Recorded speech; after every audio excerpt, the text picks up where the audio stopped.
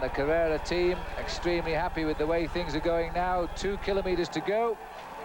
And we're on the approach to the town at the top of the mountain.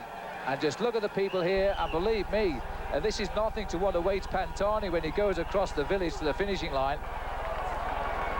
This is the section now which is barriered, because you may remember the Tour de France a few years back when the Colombian climber Fabio Parra was almost brought to a standstill because of the people and the motorbikes around him.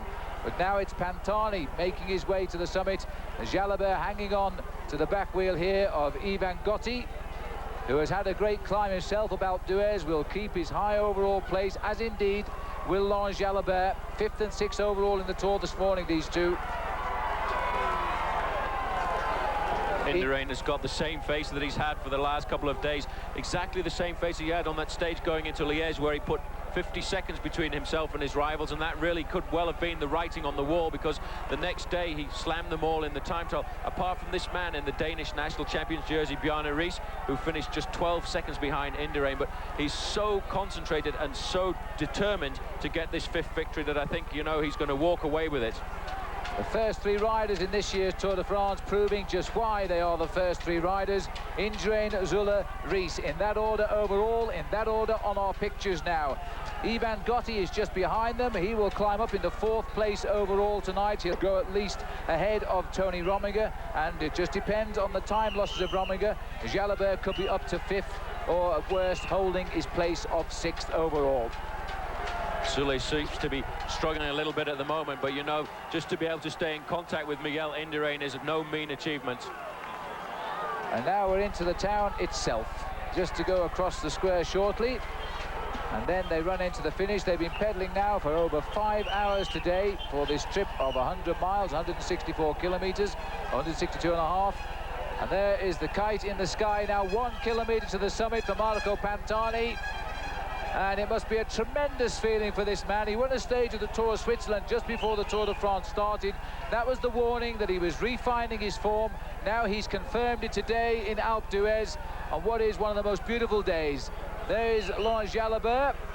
He's on the wheel of Ivan Gotti, and he'll be 5th and 6th on the road, these two.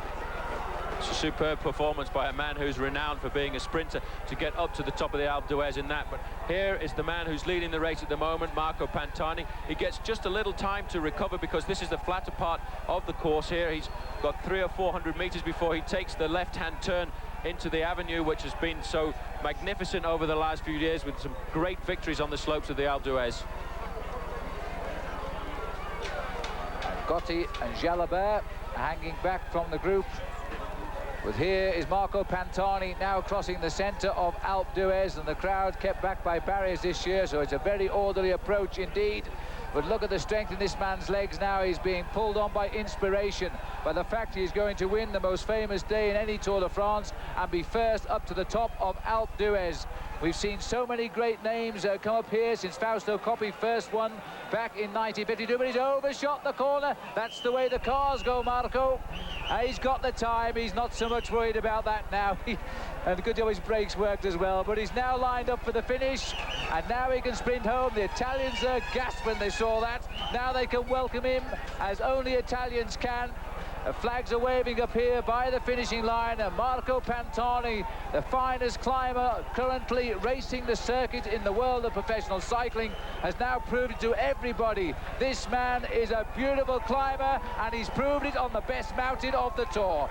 Marco Pantani salutes the crowd. There's the Italian flag on the right, and he's gaining time, although that won't be important to him, and that is why Miguel Indurain isn't too worried at the moment. Well, that was a superb performance by Marco Pantani, who's been absolutely mobbed out here by the Italians. They're absolutely going crazy. They're so happy to have an Italian victory at the top of the Alpe d'Huez, because it is a shrine for cycling, it is a shrine for climbers, and Miguel Indurain today realizes that he too has put in a superb performance. He's worked extremely well with his team. He used them as he has done over the last couple of days, and he's going to come up here for 2nd place on the road. But those are the top 3 men in this year's Tour de France.